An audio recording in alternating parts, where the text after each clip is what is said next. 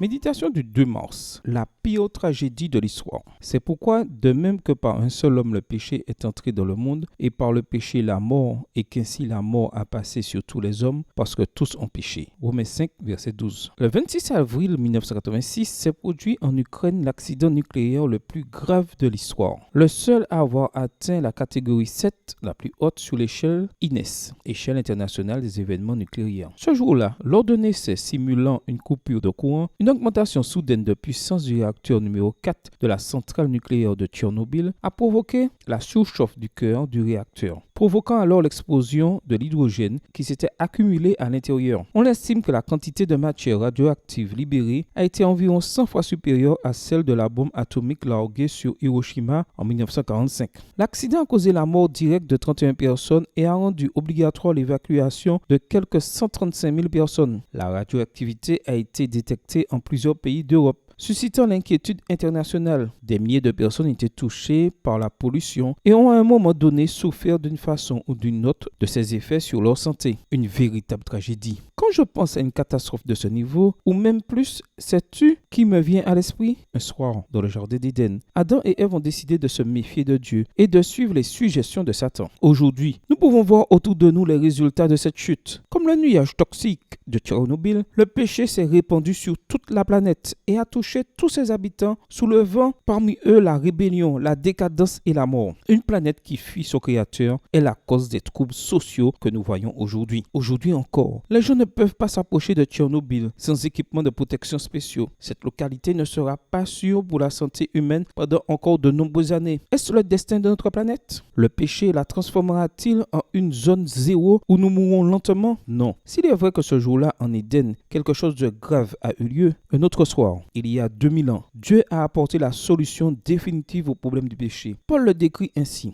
Ainsi, la faute d'un seul être, Adam, a entraîné la condamnation de tous les humains. De même, l'œuvre juste d'un seul, Jésus-Christ, libère tous les humains du jugement et les fait vivre. Romains 5, verset 18, version Bible en français courant. Aujourd'hui, je te dis, je suis la solution à la plus grande tragédie du monde. Bonne journée à toi et que le Seigneur te bénisse.